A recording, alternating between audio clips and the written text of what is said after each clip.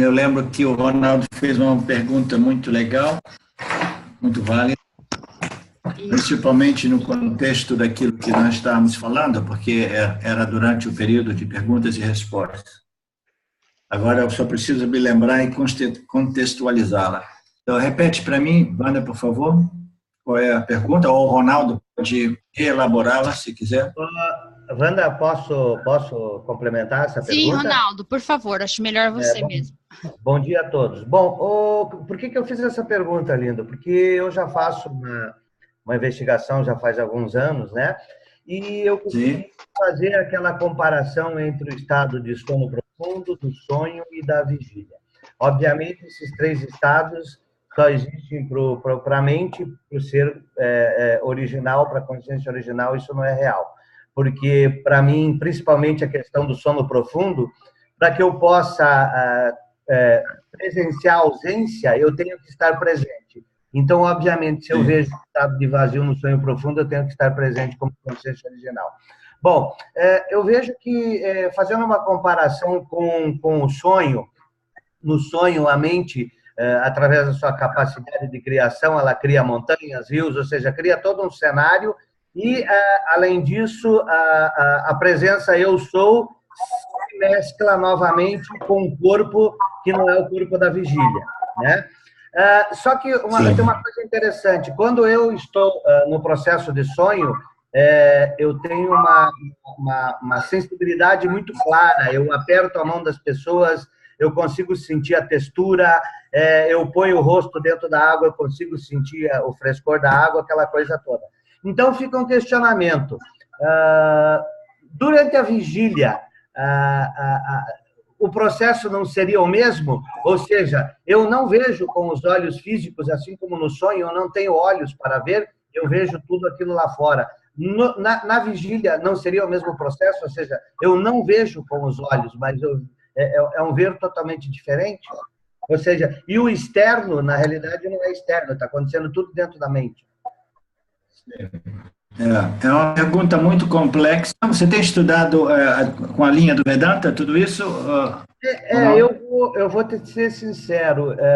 Na realidade, eu tenho começado a pegar algumas coisas da Vedanta e existe uma dúvida muito grande internamente, porque nós temos que tomar muito cuidado, isso eu vejo em relação a mim, para não começar a alimentar a mente, não que eu não esteja estudando, mas tem que tomar um cuidado, porque isso é o fio da navalha, não começar a alimentar muito a mente com conceitos, né? Tem que tomar muito cuidado nisso.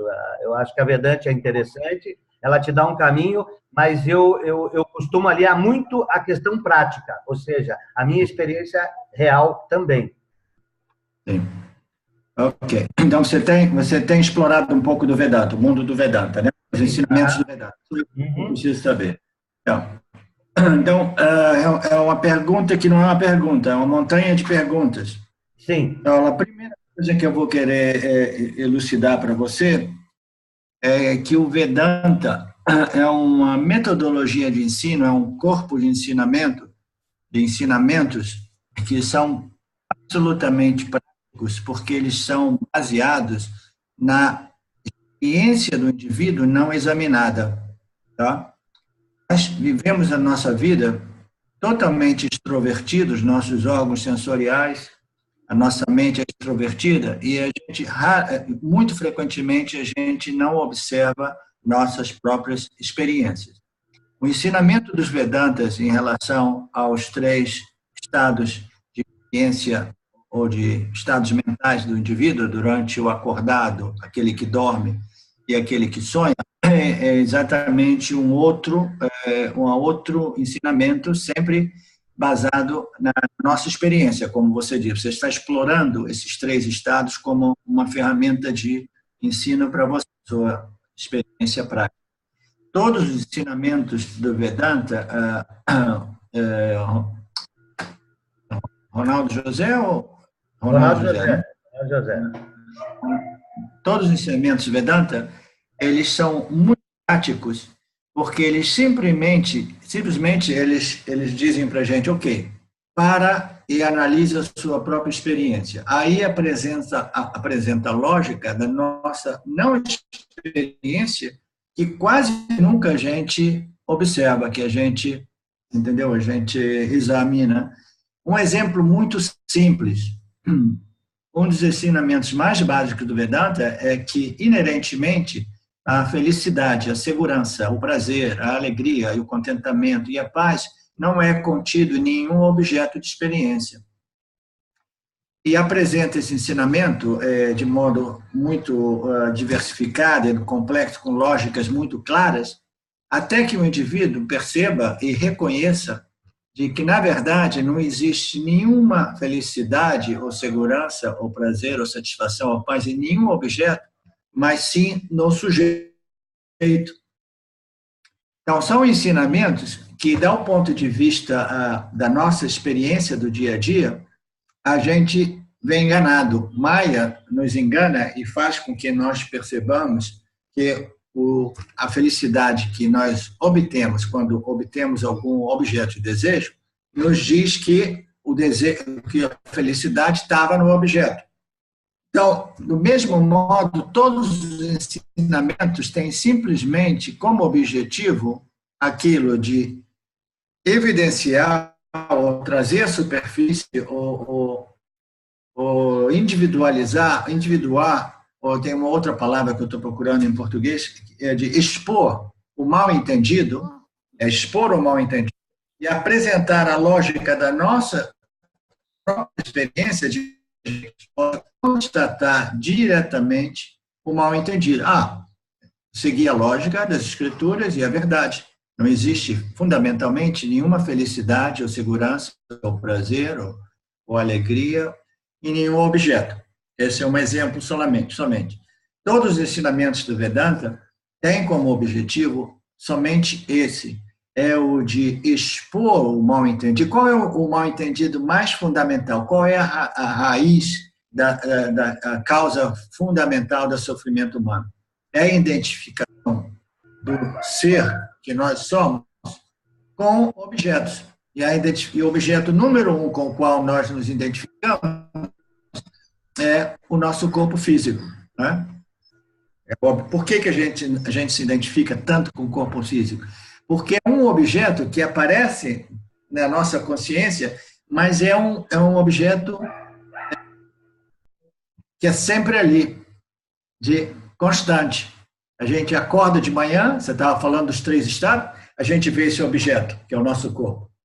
Né? A gente vai para lá, vai para cá, esse corpo nos segue da toda parte. Então, existe essa identificação básica com o corpo físico, que é a identificação, que é a raiz de toda a problemática humana, do nosso sofrimento humano. Então, isso é para dizer que o Vedanta são ensinamentos que têm como objetivo expor todo esse mal-entendido, essas identificações errôneas, essas conclusões errôneas de uma mente extrovertida que está sempre, né, tendo que responder ao mundo dos objetos sensoriais, e a gente não examina a nossa experiência.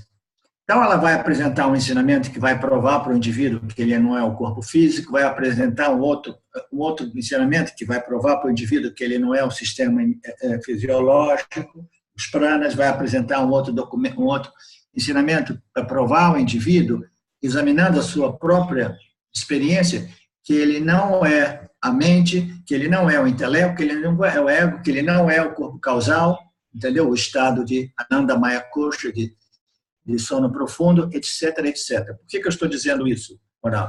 É porque o Vedanta não é uma filosofia baseada em conceitos puramente mentais, entendeu? É baseado fundamentalmente na experiência humana não examinada e tem como objetivo expor o mal-entendido de modo que o indivíduo possa ver por ele mesmo o mal-entendido e resolver, né, tendo presente.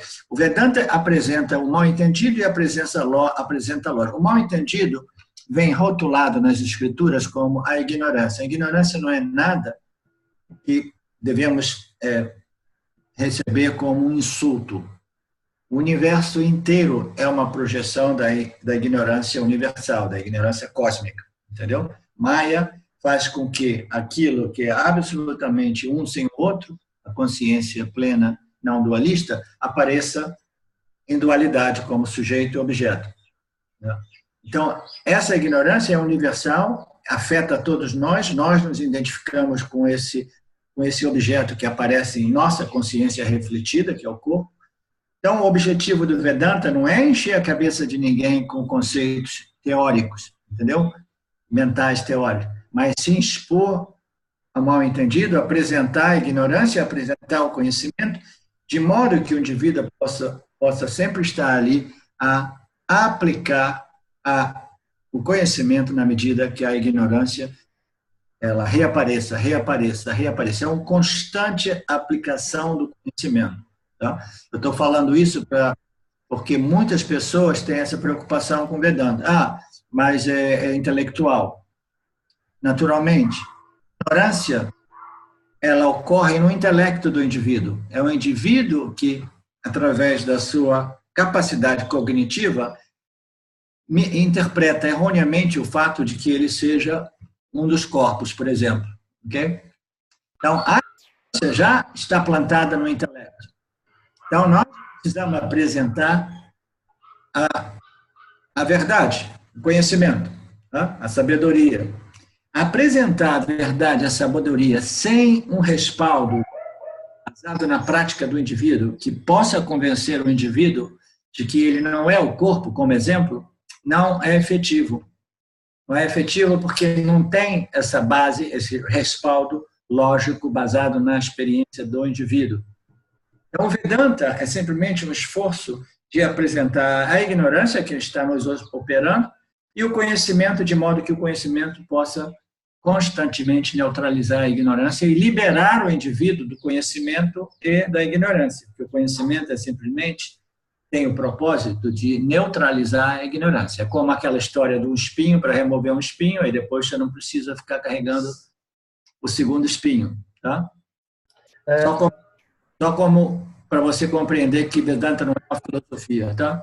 Tá, a minha única dúvida não, na realidade a minha preocupação, porque que nem você falou, eu comecei lá na Neo Advaita, mas eu fui uma pessoa que trabalhei muito a questão de vivenciar a experiência. Eu vou cortar um pouco, está muito barulho aqui. Oi. Então, eu fui muito de vivenciar. Então, eu estou estudando a Vedanta, mas eu estou trabalhando na prática porque eu uso o meu próprio corpo como um laboratório, né? O corpo, a mente, aquela coisa toda. Ou seja, você tem um laboratório vivo onde você pode fazer as comprovações que a Vedanta te traz através do conhecimento.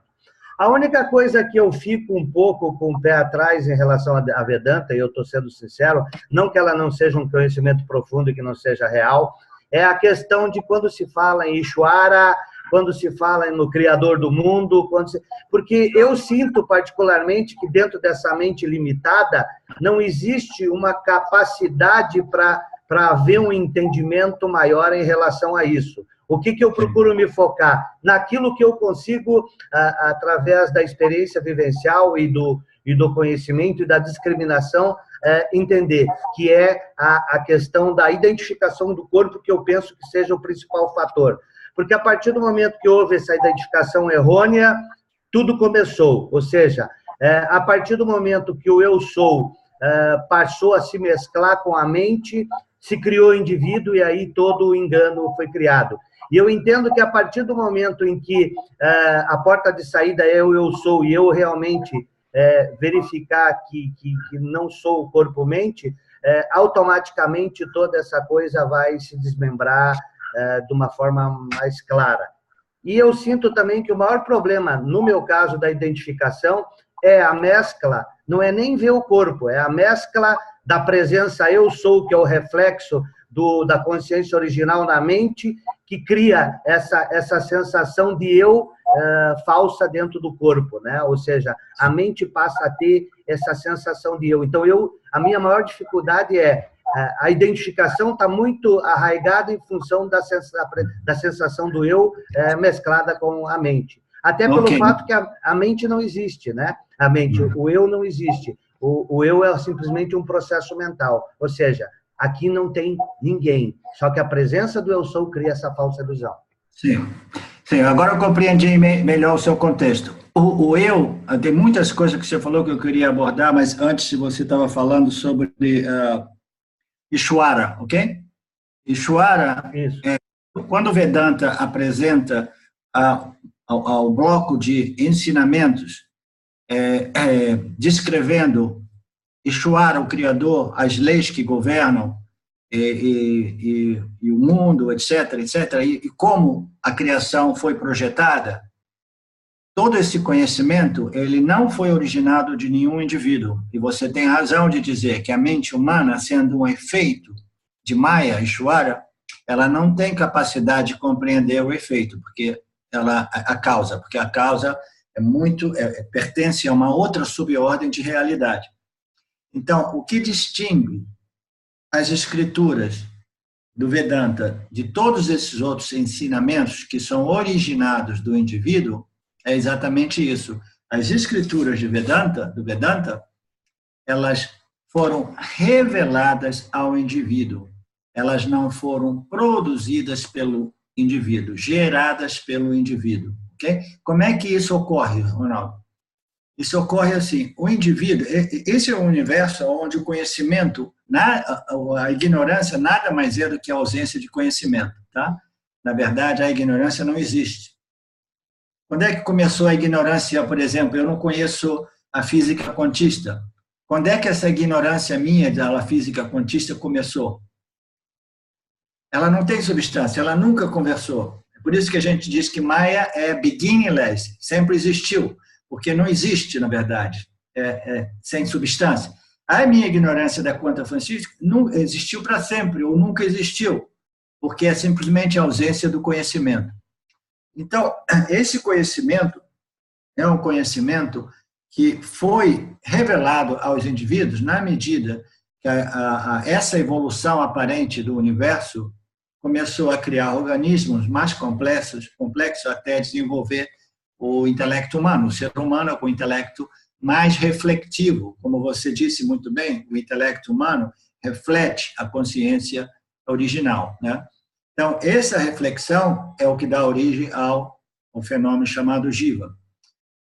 Alguns desses indivíduos, já milhares de anos atrás, a minha impressão é que desde quando uma mente complexa e sofisticada, como a mente humana se desenvolveu, naturalmente esse conhecimento ele apareceu. Apareceu como? Imagina que entre os indivíduos com as mentes mais purificadas ou contemplativas no tempo deles, alguns deles começam a fazer esses questionamentos mais fundamentais. Quem sou eu? O que sou eu? Qual é o propósito da minha vida? O que é essa mente? O que é essa consciência? Entendeu? O que é esse sentimento de existência entendeu? Que permeia a minha experiência. Todas essas perguntas mais profundas somente ocorrem numa mente contemplativa e muito meditativa, ao invés de uma mente muito extrovertida, né? Não sei se diz extroverta ou extrovertida. Extrovertida. Tem a mente extrovertida e a mente contemplativa. Então, esses indivíduos com a mente muito contemplativa, naturalmente começaram a introspectar, procurando respostas a tais perguntas mais fundamentais.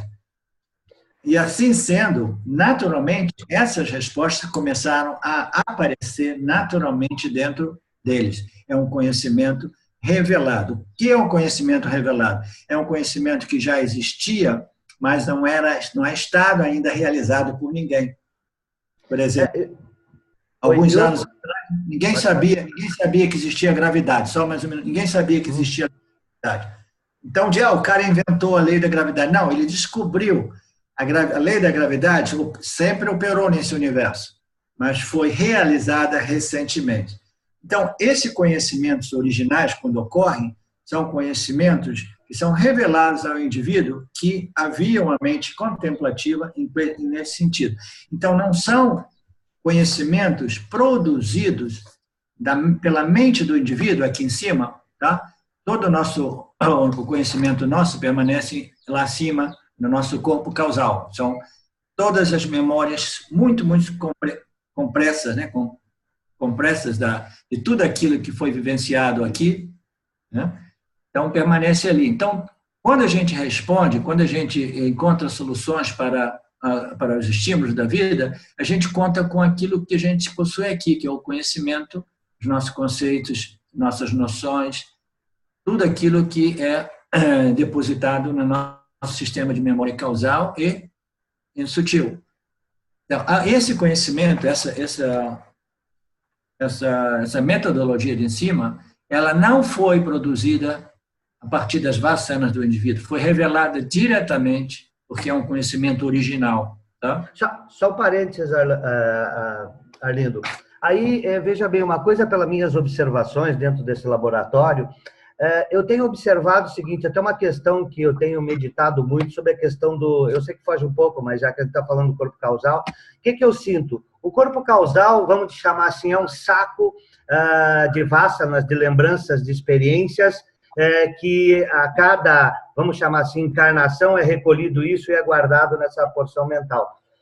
Só que o que eu observo no dia a dia, aí que eu fico na questão do livre-arbítrio, todos os pensamentos que eu observo que chegam a se manifestar através do cérebro físico, eu observo que, aí fica a dúvida, 100% deles eu não tenho controle sobre nenhum deles, ou seja, aí fica aquela questão, até o pseudo-despertar que eu tive, digamos assim, essa coisa de me dissociar da mente há muitos anos atrás, ele aconteceu. Não fui eu que fui buscar. Ou seja, em um determinado momento eu estava lendo um livro e a coisa se abriu. E aí, a partir daí, começou.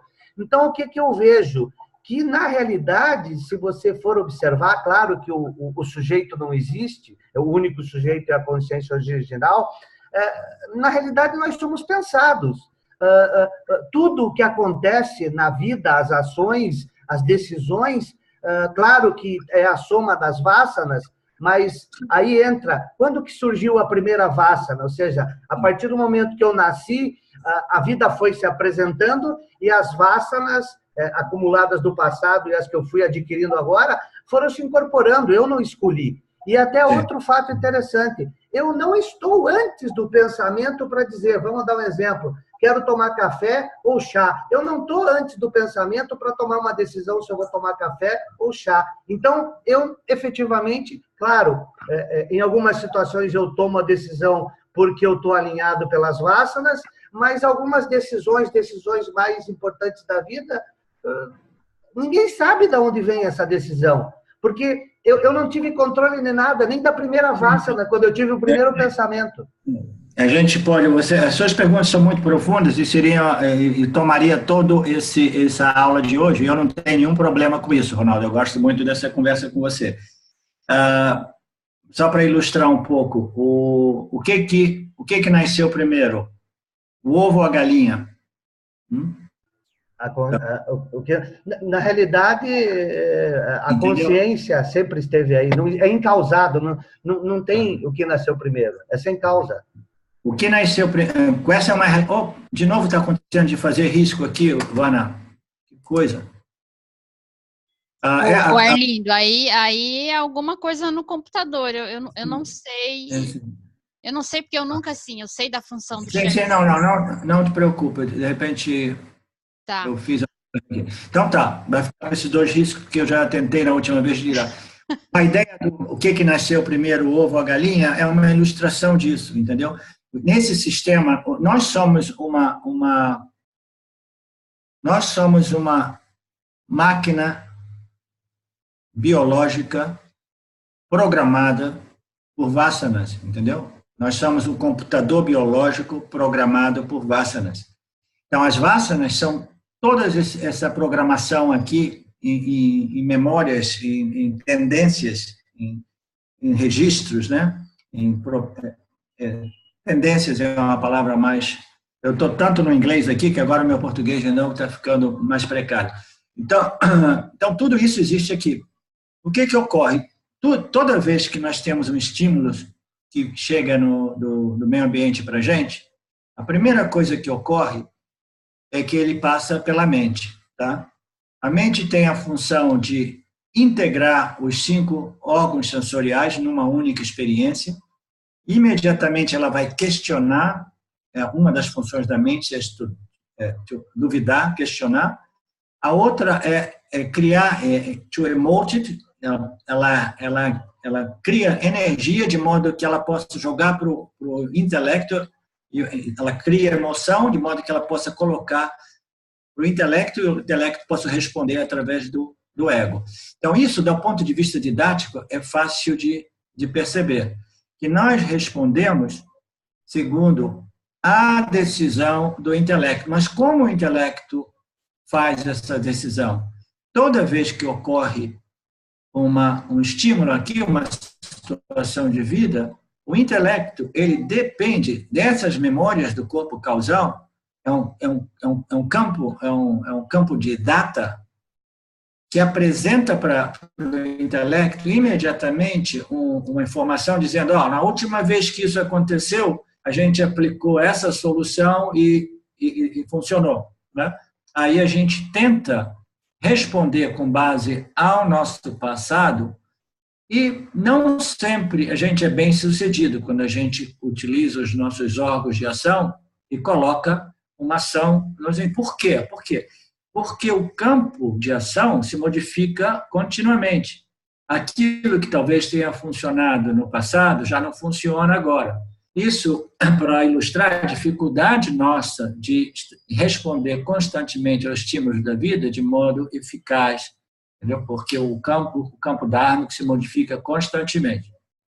Então, a questão do Ronaldo é: quem é que está decidindo alguma coisa? Se o intelecto ele decide com base em toda essa data que existe compressa, né? Compressa no corpo, na mente subconsciente do indivíduo, né? Então, a gente chega a uma conclusão de que não existe o livre-arbítrio, até mesmo aquela ideia de que, não, eu tenho livre-arbítrio porque eu decidi de comer tofu em vez de comer carne, né? Não, mas essa decisão de comer tofu em vez de comer carne é uma decisão que foi gerada com base a uma vassana que você desenvolveu aqui de aversão a comer carne, por exemplo. Sou vegetariano, não como mais carne, né? Por diversos motivos eu tenho agora uma vassana, uma tendência, uma predisposição, uma propensidade de rejeitar a carne. Então, alguém apresenta a carne para você, você diz, não, eu tenho livre-arbítrio, eu vou decidir, eu decidi de ser vegetariano, né? Mas o que ocorre é que todo esse material em nosso corpo causal, ele não é estático, ele é constantemente em modificação. E o que modifica ele são as respostas que a gente coloca no campo dármico, tá? Essas respostas aqui, veja bem, quase todos nós somos programados, computador biológico inteligentemente programado por ignorância. As nossas vassanas são fundadas na ignorância da real natureza do ser e a natureza do universo. Então, nós não compreendemos a real natureza do universo e do ser e temos todas essas vassanas, que a gente chama de meu conhecimento, que, na verdade, tem algum conhecimento, porque algumas dessas vassanas são datas em relação a objetos que a gente aprendeu corretamente. A gente, não, eu compreendi isso, tem um pouco de conhecimento lá, mas, fundamentalmente, a nível mais básico, existe a ignorância fundamental, original, que é a ignorância de que nós somos o ser infinitamente limitados e nós não somos a construção corpo-mente que é limitada por tempo, espaço e todos os outros sentidos, tá? Então, essa ignorância original vai compelir, se diz, ou não, de compel? Ela irá forçar o indivíduo, seu microfone está fechado, vai forçar... Compilar. Irá compilar o indivíduo, não sei se é compilar, hein, Wanda? Ela vai forçar o indivíduo a agir, pensar, veja, Mobilizar, estimular. Estimular, forçar. Compilar também, tá? Compelir. Compelir, obrigado. Irá compelir o indivíduo.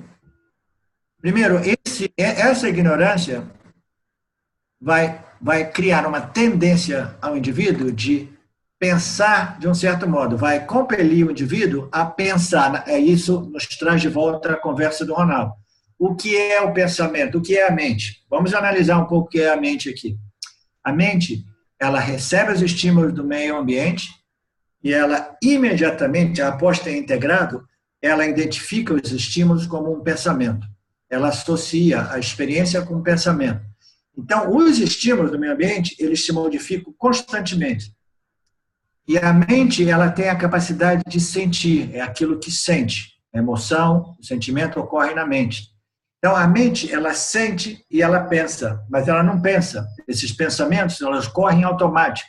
É um fluxo constante de pensamento. Por isso que a gente diz que a mente nada mais é do que um bando de pensamentos que se modificam constantemente. Não tem substância, não é uma coisa fixa, estática, não tem estabilidade nenhuma a mente. É simplesmente um fluxo de pensamento. A mente é um dos aspectos do nosso corpo sutil. É fácil de compreender que essa parte do nosso corpo sutil é a parte mais instável ou volátil, que se modifica constantemente, e se a gente quiser estabelecer o nosso senso de identidade na mente, a gente está nos colocando numa situação potencialmente de sofrimento e angústia. Porque a mente, ela não permanece a mesma do momento ao outro. E se a gente quiser responder dessa plataforma, né, estimulando o ego a responder dessa plataforma, a gente vai criar muito karma, porque a gente vai estar respondendo de modo impulsivo, emocional, etc. Então, o intelecto é importante, do ponto de vista didático, é o aspecto da nossa mente, do nosso corpo sutil, que tem a capacidade de discernir, discriminar, e determinar, decidir, etc., etc. Naturalmente, ele faz isso com base no programa que ele tem aqui, nas vasanas. Tá? Nós somos uma machine. Isso é que é importante. O Jiva é uma máquina. Tá? E o Jiva não tem nem luz própria, ele é iluminado por awareness. A awareness, ela reflete na mente do Jiva, no corpo sutil, e o Jiva aparece como senciente, como se houvesse ou tivesse luz própria. Né? Então, esse intelecto, ele só consegue responder com base a todo dado de informação que existe aqui em cima. Por isso que o Ronaldo diz, onde é que está o livre-arbítrio? Tá? Então, nós somos quase que invariavelmente todos operados por nosso corpo causal, e o nosso corpo causal é quase que inteiramente baseado na ignorância da real natureza do ser. Então, não é nenhum mistério que a vida dos jivas humanos quase sempre são condicionadas por mais sofrimento, angústia, aflição, estresse, do que satisfação, amor, paz e felicidade, e etc., etc. Por quê? Porque aqui no corpo causal a gente tem uma infinidade de noções autolimitantes, autoinsultantes, em referência àquilo que nós somos, a consciência infinitamente limitada. Tá? Então, essa identificação com a mente faz com que essa ignorância universal se estabeleça em nosso programa e que nos opere daquela plataforma de ignorância. Então, vamos voltar para a questão do livre-arbítrio. O livre-arbítrio existe? Se a gente guarda do ponto de vista só daqui, a gente esquece o que existe dessa linha para cima, sim, porque eu decidi que eu só comer tofu em vez de comer bife. Então, existe. Né? Se a gente integra o corpo causal, que é o inconsciente, né, da nossa mente, que é a maior parte da nossa mente, é a gente chama, na linguagem ocidental, o porão da mente, o subconsciente. Né? Então, a maior parte da nossa mente é composta do nosso subconsciente. A gente integra o subconsciente, a gente vai dizer que o livre-arbítrio do Jiva, o Jiva é representado por sua mente consciente, que é o corpo sutil. Tá? Aqui ele é consciente, aqui ele é inconsciente. Mas as decisões feitas no corpo sutil, elas são, de fato, elas são decididas aqui, do corpo causal. As nossas vasanas estão decididas. Então, no momento que a gente integra o corpo causal, a gente vê que não existe livre-arbítrio.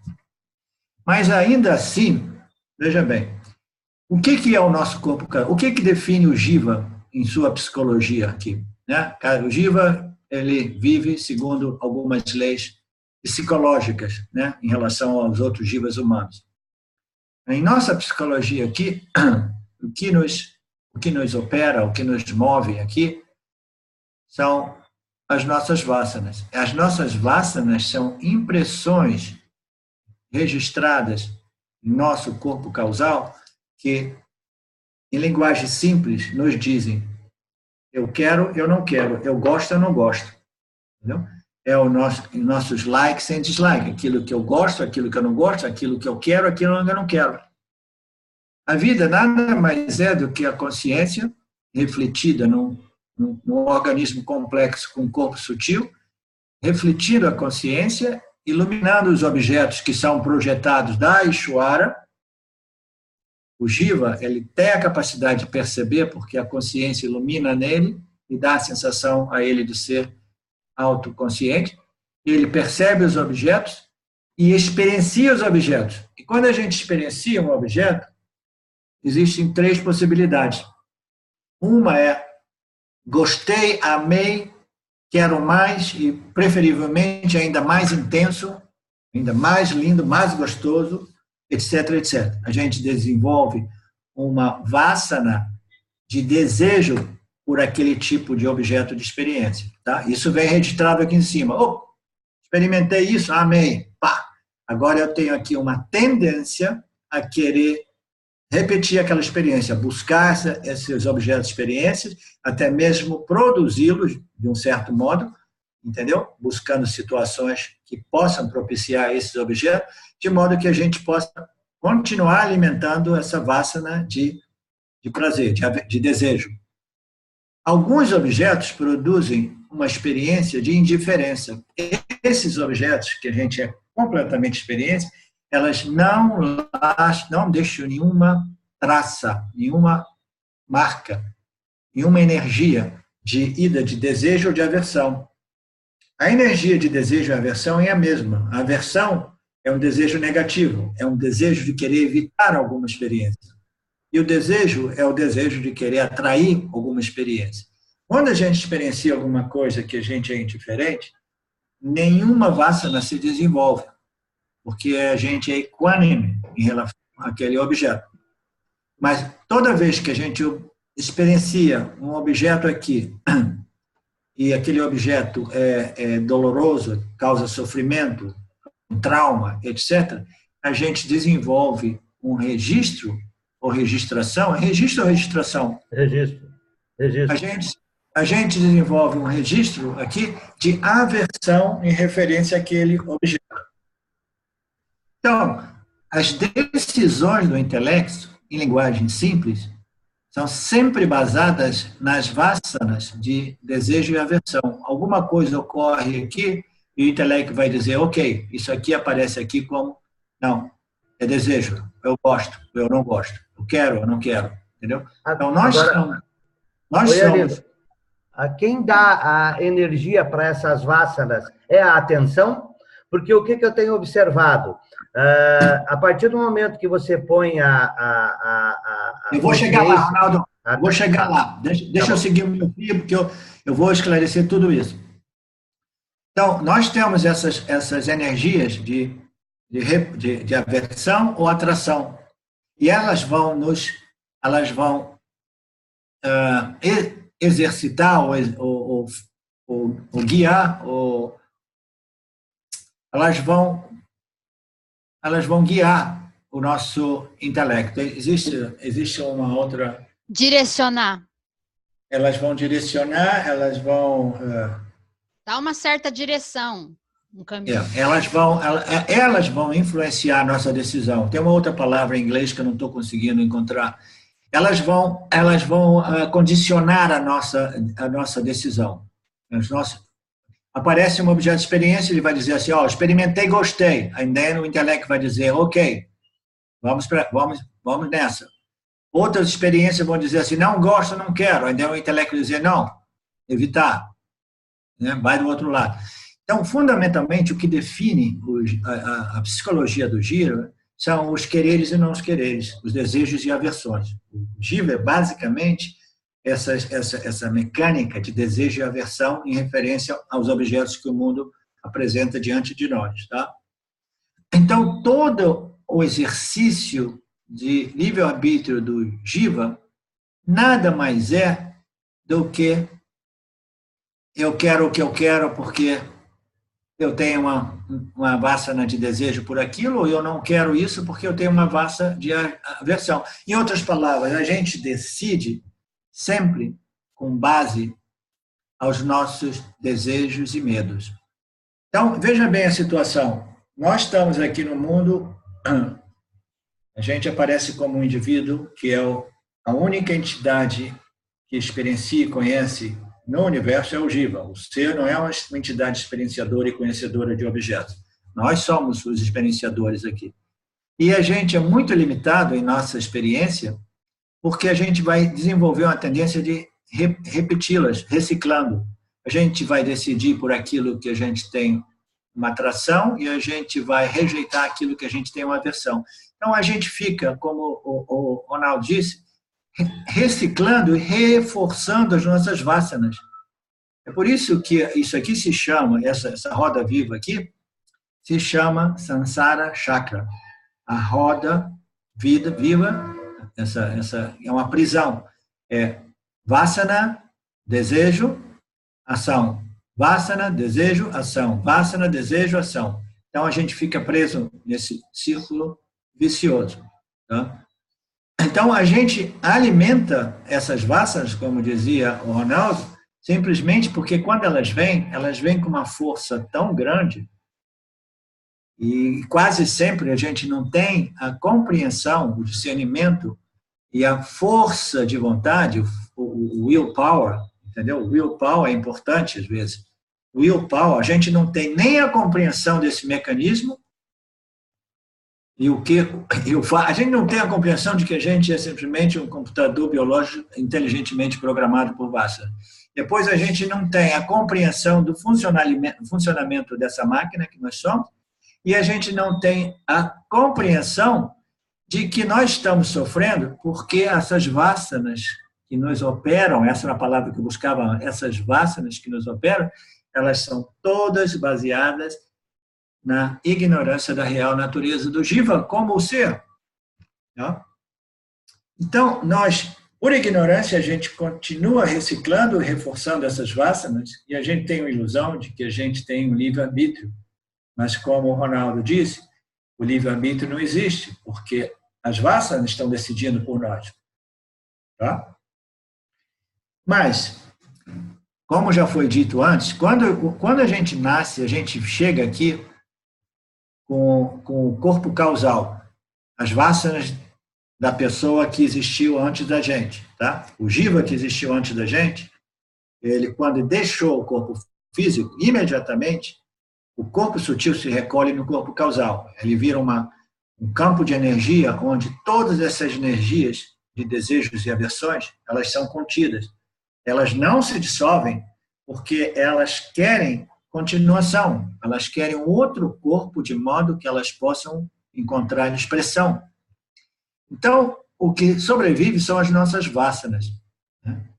A mente em seu formato mais compresso, né? Que é o nosso subconsciente, nossas vassanas. As vassanas sobrevivem, elas vão ficar lá, né?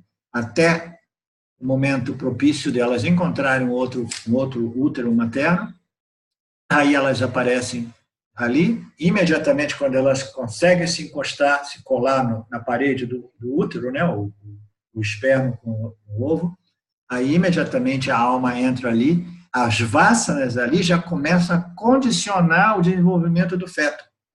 Tá? O feto vai se desenvolvendo. Então, esse novo bebê, ele vai ser construído sob medida segundo essas vássanas. E ele vai conter todas as predisposições e tendências dessa vássana. Os pais vão ser desenhados exatamente segundo as vássanas.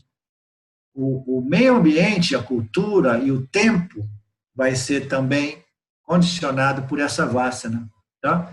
Isso tudo todo o universo, isso aqui do macro e do micro, é a mesma coisa. É uma inteligência pura, mas é um sistema impessoal. Entendeu? Tudo vai assim.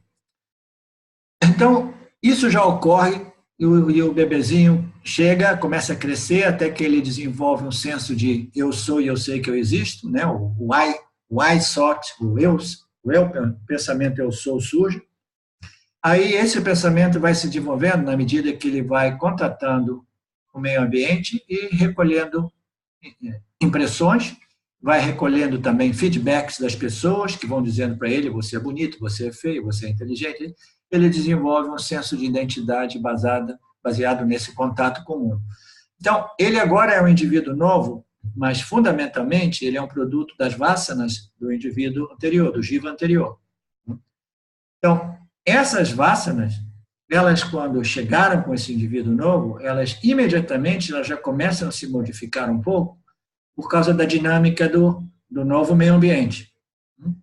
Mas tudo vai mais ou menos em automático. Chega um ponto que o indivíduo desenvolve um intelecto mais inteligente e ele começa a questionar o sistema. Tem alguma coisa dentro da gente que começa a questionar a mecanicidade desse sistema, senão não é possível, tem alguma coisa estranha aqui.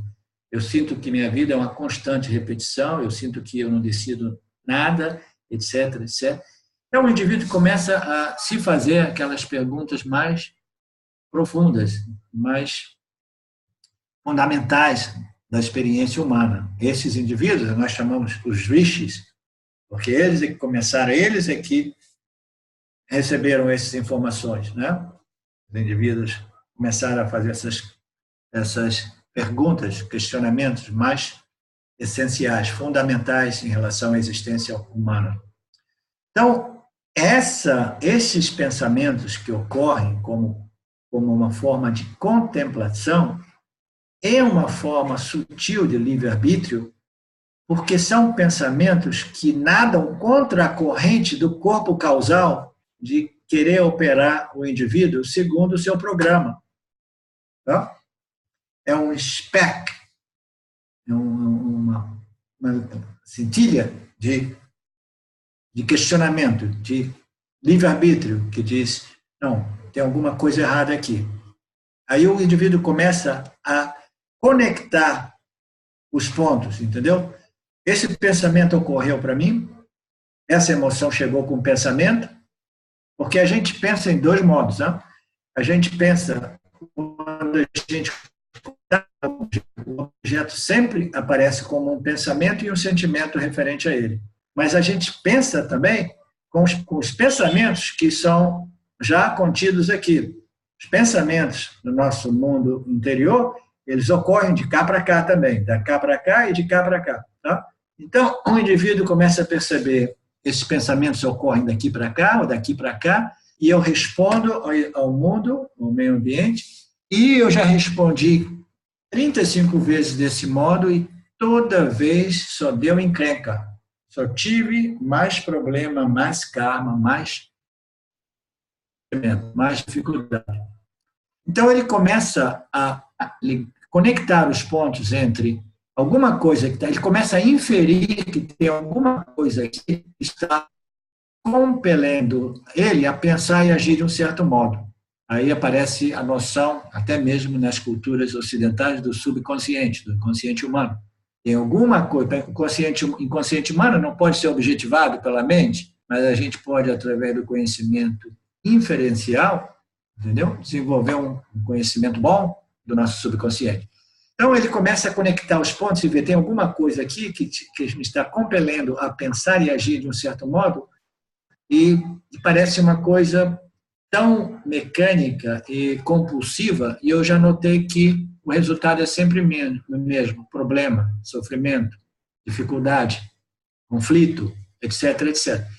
Então, ele começa a fazer esse trabalho de questionamento e começa a querer nadar contra essa compulsividade de pensamento e ação, dessa mecanicidade, entendeu? Então, isso é uma forma já de free will, tá? Uma outra forma de free will mais avançada é quando o indivíduo ele desenvolve méritos suficientes, good karma, né, punya karma, até o ponto dele compreender de que ele está sendo operado por muito desse material, né, mental, emocional que existe aqui, ele está sendo operado mecanicamente por isso aqui, e esse material é quase tudo basado na não apreensão correta do que está acontecendo no campo dármico, como também na não apreensão correta daquilo que eu sou. Quando esse questionamento é mais aprofundido, aí ocorre que as escrituras que nos foram reveladas diretamente por Ishvara, pela consciência, nos foram reveladas, elas se apresentam em nossa vida como se apresentou na vida de vocês, na minha, na vida do Ronaldo. Aí a gente tem a possibilidade de exercitar aquilo que eu considero o maior exercício do livre-arbítrio humano, né? Que é a gente vai através do primeiro estágio do Vedanta. Qual é o primeiro estágio? Shravana. We're gonna listen atentamente. A gente vai ouvir atentamente, prestar atenção, ouvir de novo, até que a gente começa a desenvolver um pouco a visão do Vedanta. Aí a gente contempla, aí a gente começa a aplicar no nosso dia a dia prático. Essa aplicação do Vedanta só ocorre quando o indivíduo desenvolve confiança suficiente nas escrituras. O indivíduo, quando desenvolve a confiança de que talvez as escrituras estejam apontando na direção certa, talvez as escrituras estejam corretas quando ela diz que você precisa de um corpo de ensinamento extensivo e completo que cubra todos os aspectos da ignorância humana, né? Quando o indivíduo tem essa shraddha, essa confiança nas escrituras que nos foram reveladas, aí ele tem a possibilidade de um exercício de livre-arbítrio que é o mais profundo da experiência humana. É de dizer, ok, agora eu sei o que é a ignorância e agora eu sei o que é o conhecimento. Até agora, a minha vida tem sido governada e gestida, operada através da ignorância. E agora eu sei o que é o conhecimento. Então, eu sei que a vida nada mais é do que vasanas em operação. A gente não pode escapar disso. Ele compreende que o conhecimento da verdade tem o potencial de neutralizar a ignorância, porque o conhecimento é o único antídoto que existe contra a ignorância. Então, ele compreende disso e ele decide de expor a mente dele, né, o corpo sutil dele, expor aos conhecimentos das escrituras, né, de tal modo a desenvolver vasanas baseadas no autoconhecimento. Vasanas baseadas na sabedoria. Eu sou a consciência universal infinita, ilimitada, sempre presente, nada, nenhuma experiência vai me modificar. Eu nunca nasci, eu nunca vou morrer, etc, etc. Então, essa decisão de expor a mente ao Vedanta e desenvolver uma vasana, um corpo de vasana baseadas na conhecimento do ser, conhecimento eu sou o ser, é um exercício mais profundo do livre-arbítrio humano, porque é completamente contra-intuitivo. As escrituras vão dizer que a natureza da realidade é a ilimitação não dualista, o ser, a consciência é não dualista, existe só o ser, tudo é uma aparência, entendeu? Que o ser ele é livre dos três corpos. Todos os ensinamentos são absolutamente contraintuitivos. A gente tem dois modos de verificar a vericidade das escrituras. Um é através do que ocorreu com Ronaldo. Você tem uma experiência mística, uma epifania, e aí você, através daquela epifania, você reconhece isso. Uau!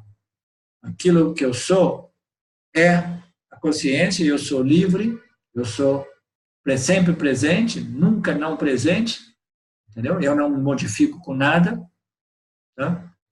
Eu sou a fonte de toda satisfação, alegria, prazer, segurança, etc. Aquela epifania me deu um glimpse da minha real natureza e não existe nada melhor do que isso. Então, a gente tem a possibilidade de constatar a veracidade da escritura através de algumas epifanias. Mas o problema de uma epifania é que uma epifania, para usar um termo muito vulgar, é como uma prostituta. Ela vem e vai. Ela vai daqui, vai dali, e a gente não tem nenhum controle sobre ela. Tá? Então, a gente tem uma epifania, a gente tem essa experiência, e depois a gente fica, agora, como é que eu vou conseguir reproduzir essa epifania? Tá? O outro modo da gente realizar e experienciar o que as escrituras dizem, a veracidade das escrituras, é através da contemplação, aplicação, e gradualmente a gente percebe que as escrituras dos Upanishads estão tendo um impacto positivo na nossa vida.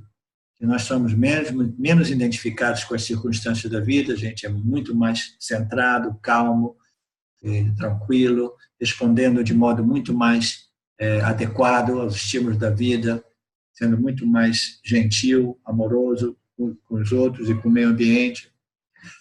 Então, gradualmente, a gente vai desenvolvendo essa confiança nas escrituras, e nesse processo, o conhecimento do ser vai neutralizar a ignorância do ser, até que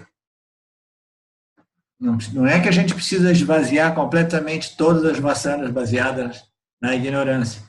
Veja bem, esse é um conceito perigoso que existe principalmente no budismo. A gente precisa neutralizar um certo volume de vasanas baseadas na ignorância do ser. Por quê? As vasanas baseadas na ignorância do ser, elas dizem que você é pequeno, incompleto, inadequado, insuficiente, vulnerável, etc., etc., e você precisa correr atrás de objetos aqui de modo a se completar. Então, essas vozes, essas vasanas, elas criam extrovertimento e agitação e estresse no intelecto do Jiva. E essa contemplação sobre as escrituras do Vedanta requerem uma mente que a gente chama purificada ou contemplativa. A gente viu as qualificações. Qualificações não foram criadas arbitrariamente, foram vistas depois.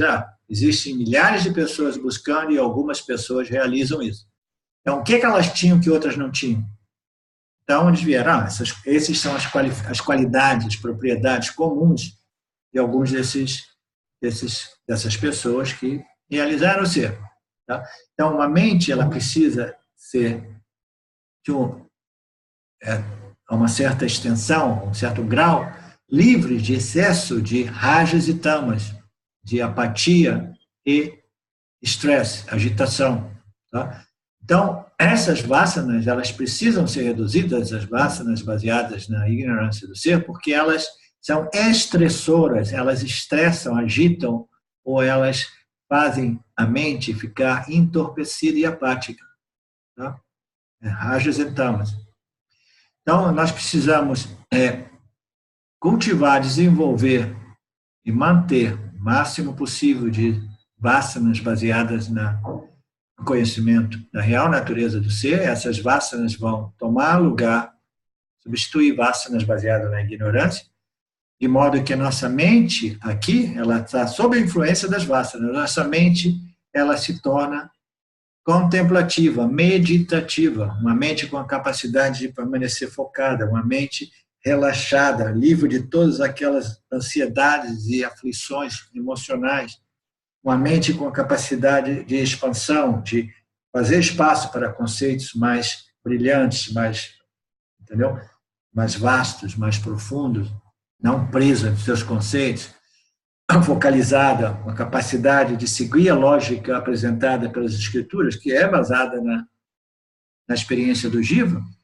Mas se a mente é como aquele macaco que pula de um galho em outro, eu tenho as pessoas que vêm às vezes no meu seminário e elas têm uma mente tão rajásica que você vê que elas não estão presentes. Aí o que ocorre? Elas ficam cansadas, daqui a pouco elas começam a dormir. Então, porque raja se transforma em tamas depois de um certo período de exaustão, entendeu? Então, a mente precisa ter a capacidade de permanecer focada, focalizada numa linha lógica de análise. Então, todas as qualificações dependem numa conversão de ignorância, vasanas baseadas na ignorância do ser, convertidas em vasanas baseadas no conhecimento do ser. Elas vão purificando a mente consciente do indivíduo. Então, o intelecto humano, a partir do momento que ele desenvolve um valor pelo conhecimento apresentar... Veja bem, o Vedanta não é um único meio de conhecimento, não é um único sistema de conhecimento, ou nenhum sistema de ensino, uma metodologia de ensino. É simplesmente a mais eficaz, a mais completa, a mais extensiva. Você encontra fragmentos da verdade em quase todos os professores e gurus por aí. Tá? Mas são pedaços da verdade. E para que... Por que um Vedanta, tantas pessoas realizam no ser? Eu sei de experiência própria, porque associado ao meu professor, eu conheço dezenas de pessoas que realizaram o ser através do Vedanta. Tá? Enquanto que, por exemplo, para usar o exemplo de Nisargadatta Maharaj, um guru com um carisma enorme, com uma autoridade enorme, altamente realizado, mas sem um sistema de ensino, sem uma metodologia de ensino, ninguém em torno de Nisargadatta Maharaj se iluminou. Você vê as pessoas, o Balsekar, parece que ele realizou o ser, depois ele propagou alguns conceitos muito precários sobre você não é um fazedor, não existe nenhum fazedor, vai para casa e não faz nada, porque tudo que existe é o ser, não existe nada para fazer. Então, não tem um ensinamento. Até mesmo alguns que se tocaram ainda assim não foram capazes de ajudar ninguém. Você vê em torno de Nisargadatta Maharaj, aqueles caras que você vê no YouTube, o mestre dizia isso, o mestre, se você tiver um pouco mais de sabedoria, você vê a ignorância operando lá. Tá? Porque você precisa de uma metodologia de ensino completa, se você quiser realmente estabelecer, realizar esse conhecimento e permanecer estabelecido nele, um conhecimento que é sempre firme, sempre presente. Senão, as epifanias vêm, as pessoas vão lá em cima, ou daqui eles percebem, eu sou isso aqui, consciência. Mas nenhuma dessa ignorância foi abordada, foi trabalhada, foi neutralizada. A epifania passa, toda a ignorância que existe aqui vai continuar a colocar pressão na mente consciente do indivíduo, aí ocorre aquilo que o indivíduo diz, eu perdi a minha iluminação. Isso ocorria de novo, e de novo, e de novo, e de novo em torno a Papaji. Papaji era um guru com muito Shakti, muita energia. A gente chama Shaktipati Guru, capacidade de transmitir energia e fazer as pessoas ter uma epifania, que eu sou de não dualidade, eu sou o ser. Mas ele não tinha um ensinamento para abordar a ignorância das pessoas. Então, no momento de contato com ele, olho no olho, a mente do indivíduo parava, ou inventava satífica, ele fazia aquela pergunta mágica, quem é você? Entendeu? Aí o você batia, a ficha caía, você se tocava, vendo a luz dele, né? Assim, eu sou a luz da consciência. Eu estive com diversas das minhas pessoas amigas lá, permaneceram no estado de realização, por dias, semanas, e aí um dia, the vasanas would come back, começava a pressionar aqui, aparecia aqui, e de repente o indivíduo, ele já não tinha mais esse conhecimento, a convicção. Quase todo mundo no movimento Neo-Advaita já ouviu dizer que ele é o ser, e o ser é livre, mas ninguém tem a convicção.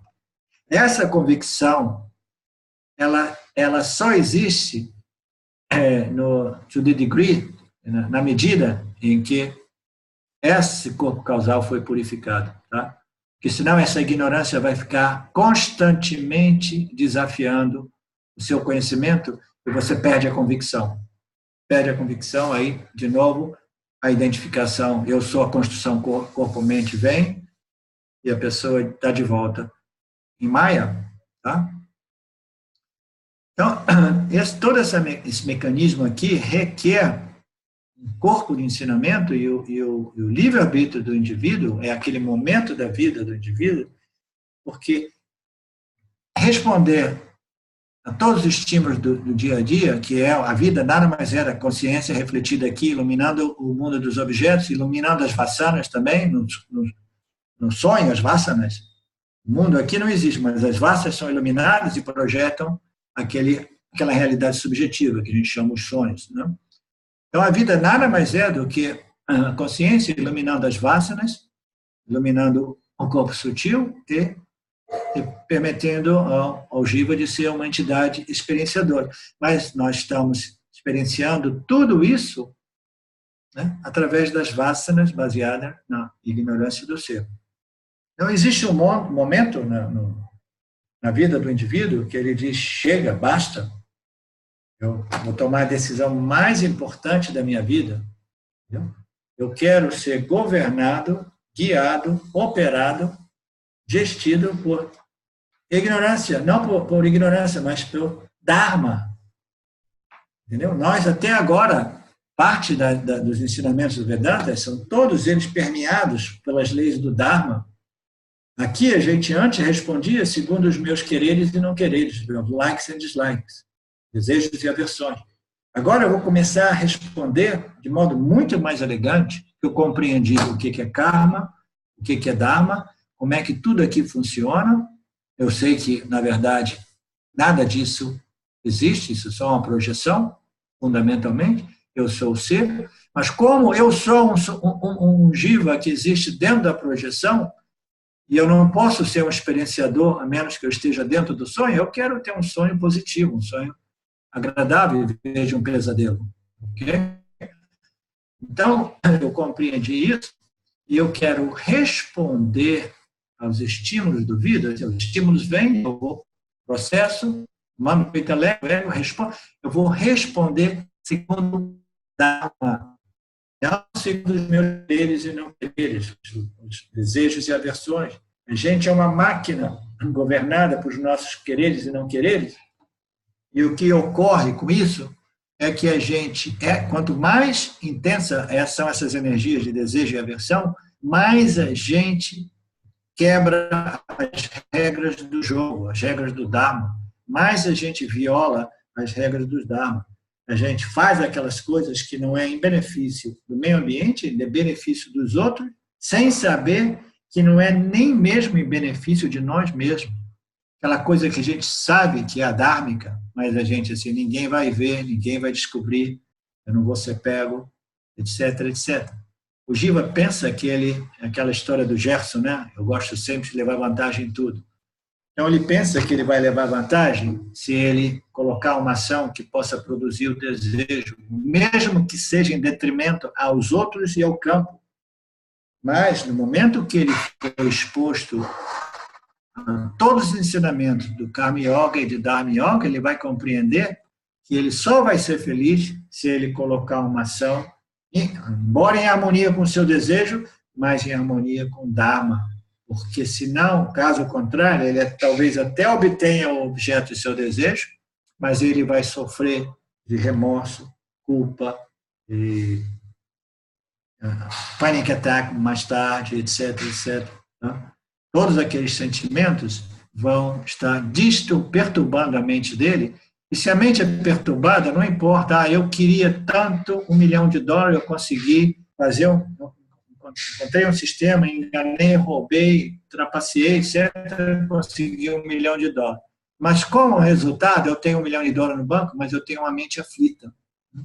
Como é que eu vou curtir $1 milhão se minha mente é aflita?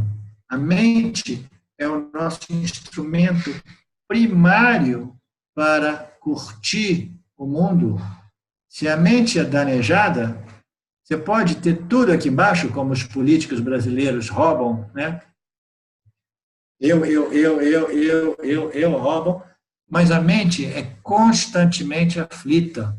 Então, karma é uma ciência muito legal, existem diferentes níveis de karma. Quando a gente faz alguma coisa, imediatamente a gente paga o resultado daquela ação, entendeu? Existe um resultado imediato que você vai se sentir super relaxado, feliz e confiante. Eu fiz a coisa justa. Se você fizer uma coisa que viola o Dharma, imediatamente você vai pagar o preço de se sentir inadequado, inapropriado, injusto, cruel, etc, etc, etc.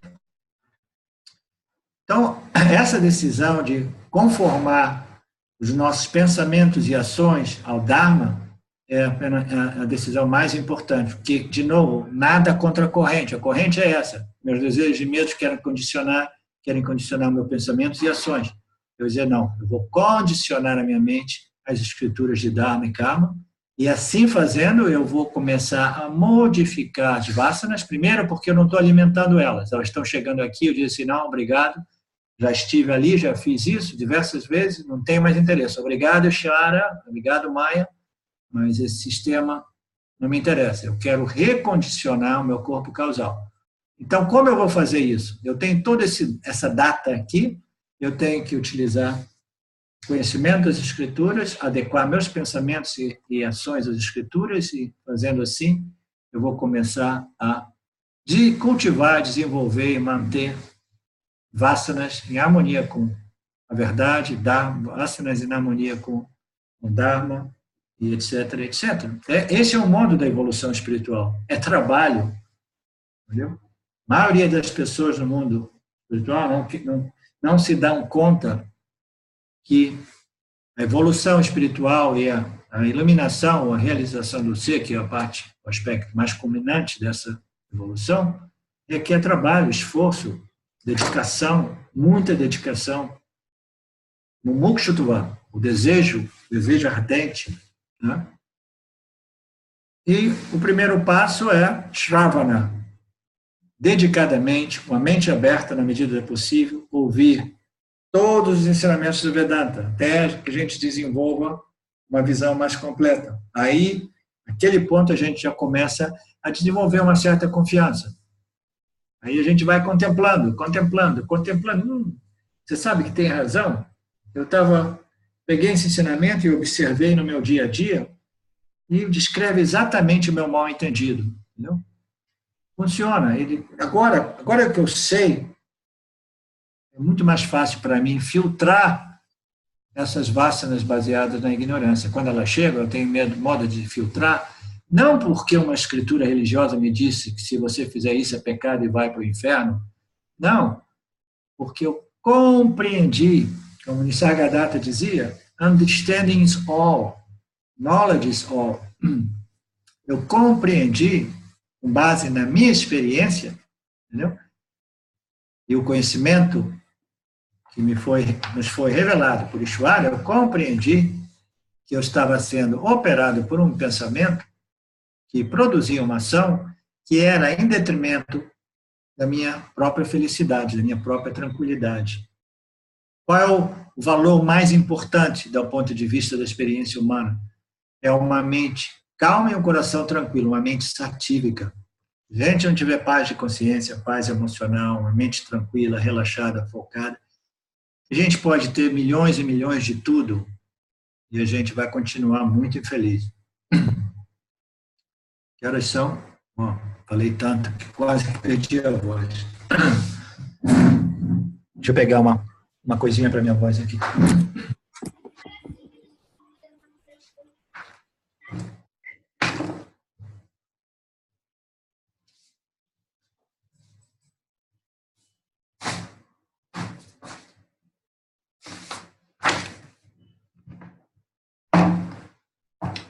Julian, did you see the same for the stroke? Have you seen?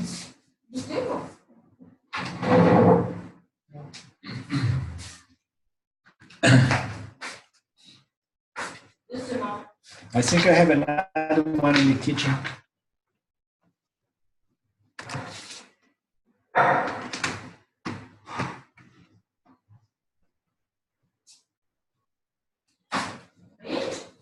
What was there?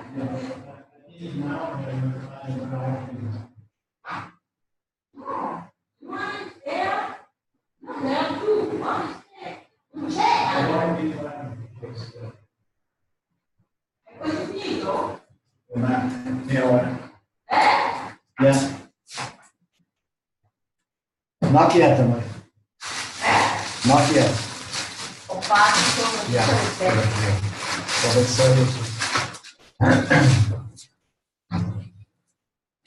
faccio la doccia allora.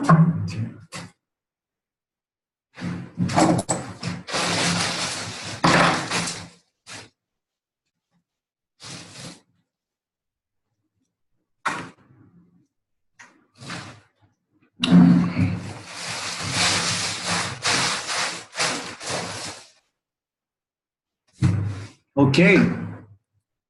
O que a gente quer fazer agora? Vamos abrir para perguntas e respostas? Ou a gente começa com perguntas e respostas? Talvez a gente queira fechar assim ou a gente quer voltar para o texto? É lindo, acho que você que resolve, assim, tava bom do jeito que começou, tá super interessante. Acho que se continuar nessa linha aí é legal também. Então, tá. Então, vamos continuar explorando o ponto de partida do Ronaldo. Ele dizia que ele fez menção. Ronaldo, uma outra coisa que eu queria trazer para a sua atenção é que você conhece o Nisargadatta, o Ramana Maharshi, alguma das palavras dele? Eu li vários livros dele, do Nisargadatta também, tá? Ok. O Nisargadatta Maharaj, que o Ramana Maharshi, que fundamentalmente era um yogi, porque ele passou 20 anos em meditação, o Nirvikalpa Samadhi profundo, ele sempre teve essa tendência de se expressar, se exprimir de um modo experiencial, que é a linha do yoga, entendeu? Mas aqui e ali ele colocava o conhecimento acima de tudo. Uma das coisas que ele disse, verso final, porque no final, mais tarde na vida dele, ele estudou as escrituras do Upanishad. No final, ele falou uma coisa muito interessante, para aqueles que entendem inglês, by knowledge alone, the self can be realized. Ele disse que somente através do conhecimento, o ser que nós somos pode ser realizado. No mundo espiritual, existe a tendência de dizer que a mente é o problema. E nós chegamos a essa conclusão, e de novo, a gente chegou a essa conclusão sem examinar cuidadosamente a conclusão que nós chegamos. A mente é o problema. Então, você vê diversos desses conceitos no mundo espiritual, alguns deles vieram próprio do Ramana, de que você só realiza o ser depois de tiver destruição da mente. Ele falava muito em termos da destruição da mente. A mente, o intelecto, é o problema. Então, você tem que destruir a mente. Então, essa é uma noção que permeia o mundo espiritual e fez com que a mente, o intelecto, desenvolvesse uma reputação negativa. Tá? Ao ponto de que as pessoas dizem, não, isso, intelecto, não, eu estou querendo me livrar do intelecto. Entendeu? Eu estou querendo me livrar do intelecto, agora você está trazendo os conhecimentos das escrituras que requerem o intelecto, né? Precisa ativar o intelecto. Então, as pessoas pensam que o problema é o intelecto, elas não compreendem que o problema é o intelecto operado por ignorância. Tudo que existe em termos cognitivos da experiência humana somente ocorre no intelecto. A realização eu sou ser somente ocorre no intelecto. Tá? Portanto, dizer que eu não quero saber do intelecto, eu quero destruir a mente, etc., etc., é um mal-entendido muito grande e muito comum. Tá? O intelecto não precisa ser destruído, ele precisa ser educado, ele precisa ser governado por noções que refletem a real natureza do ser. Ele precisa de receber um corpo de ensinamento que possa refletir, ou permitir a ele de contemplar sua real natureza, em vez de continuar a refletir: eu sou o corpo físico, eu sou o corpo físico, veja o meu corpo como é que é lindo, é feio, está ficando velho. Constantemente o intelecto está meditando e contemplando naquilo que ele não é, obcecado por todas essas coisas que são bound, por tempo, limitadas por tempo e espaço. Então, o intelecto ele precisa ser reprogramado segundo sabedoria, conhecimento da verdade. Programado, então a gente tem um intelecto contemplativo, aí a gente pode começar a contemplar nos conhecimentos finais das escrituras védicas. Quais são os conhecimentos finais das escrituras védicas? Vedanta, aqueles capítulos finais de todos os Vedas. Então, são as escrituras que não somente dizem Tatvamasi, você é aquilo, mas provam ao indivíduo, com base na experiência não examinada do indivíduo, que você é aquilo. O que ocorre é que muitas pessoas, e você mencionou isso um pouco, elas estão tão com o intelecto, porque no inferno ocorre sempre problema, sofrimento, dor, karma negativo, etc., etc. Então, é aquela história, que a gente quer jogar o balde da água com um bebê junto. Conhece essa expressão, não? Jogar o balde com o bebê? Não existe nada de errado com o intelecto. O programa que está operando o intelecto é que é o problema.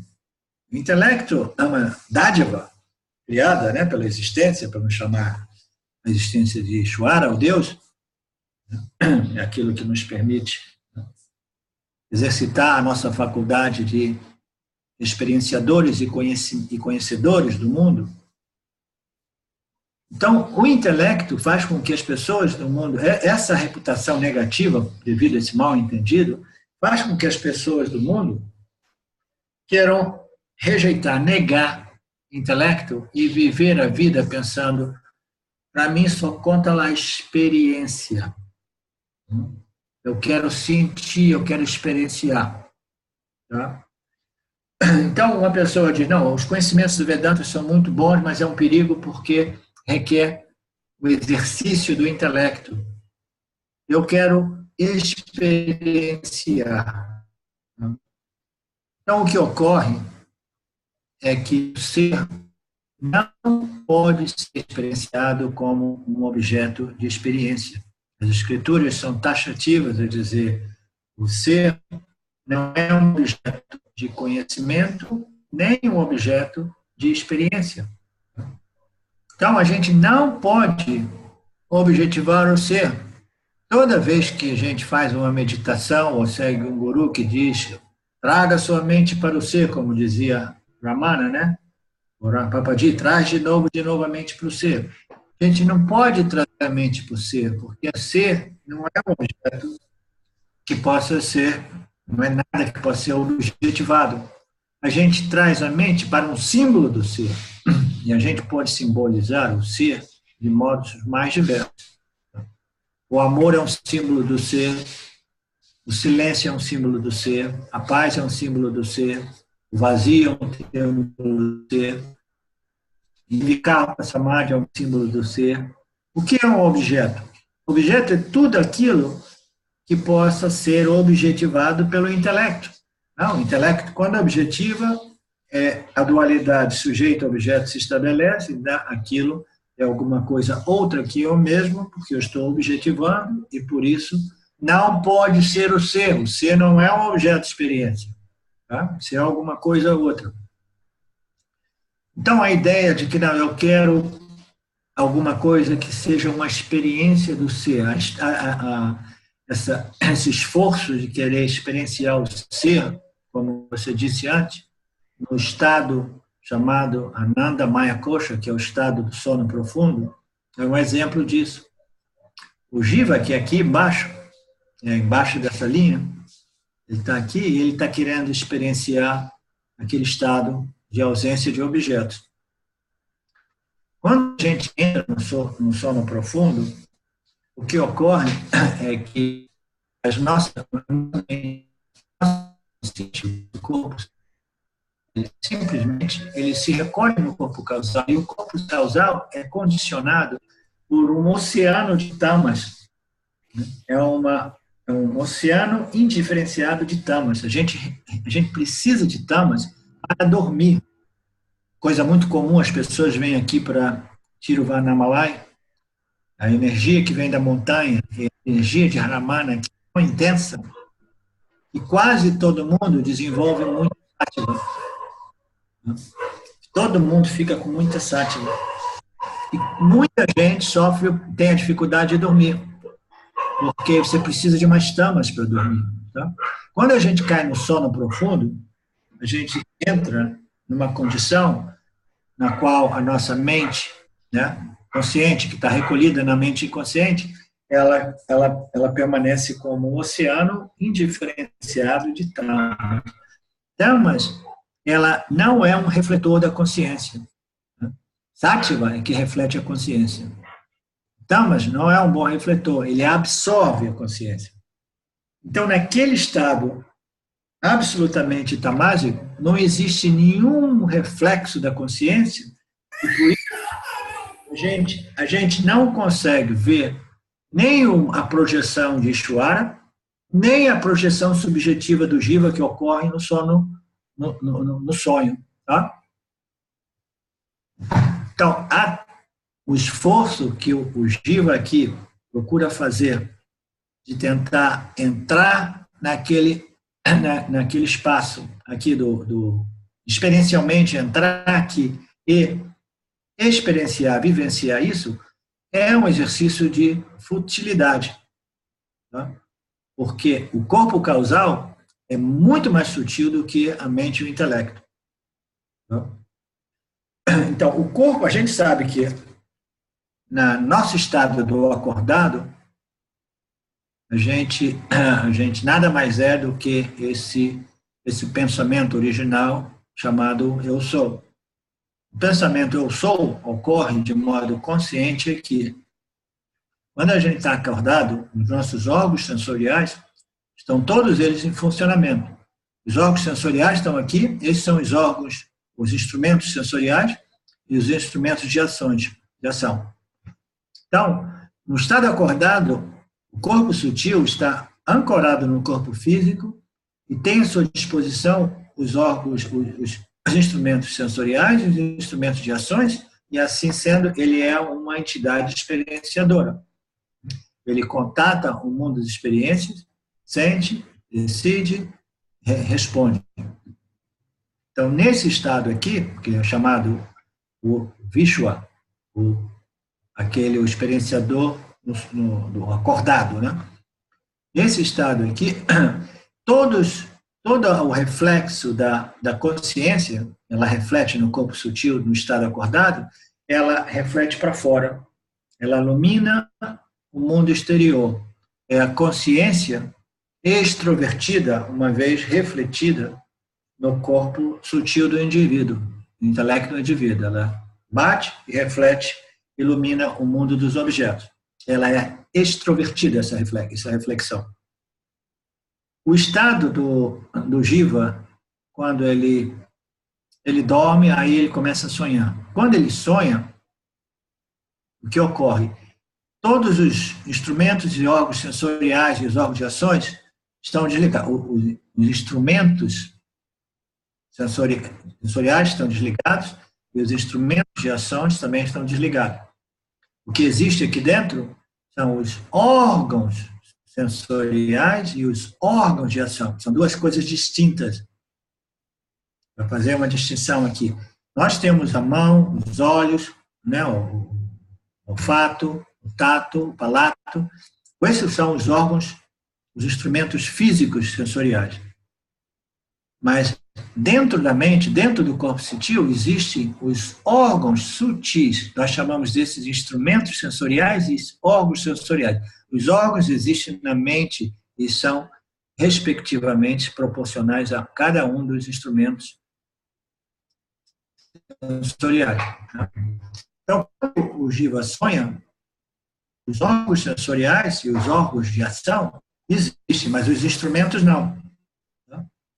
Então, a ciência reflete na mente do indivíduo e ele não tem a possibilidade de iluminar o mundo externo, porque naquele estado, entendeu? Os instrumentos, eles não têm acesso ao que está ocorrendo aqui. Mas ainda assim, ocorre que a gente age, a gente vê a luz, a gente vê o ar, a gente vê os elementos, a gente fala, a gente tem uma certa identificação, existe uma certa modificação, ou vritti, chamado eu sou, porque existe uma identidade com o sonhador. Sonhador é uma palavra muito legal, em sânscrito se chama Tejasa. Tejasa significa the shining one, aquele que brilha sempre. Então, nesse estado, a consciência reflete nesse estado do Tejasa, do sonhador, e projeta o conteúdo subjetivo da sua mente.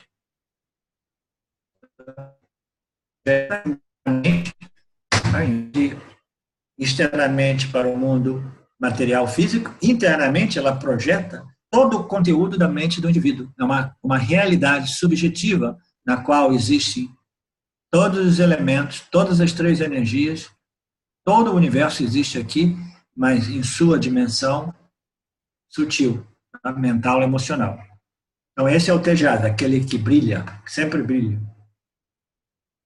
Quando, dentro do Tejasa, dentro do estado do sonhador, existe o pensamento eu sou, que permite que a gente mantenha um certo senso de possesso, de identidade ou de possesso da experiência aqui, né? Tudo ocorre muito rapidamente, porque nós não temos os instrumentos, os órgãos sensoriais, os órgãos de ação. Deixa eu pedir à minha esposa de fazer isso na cozinha.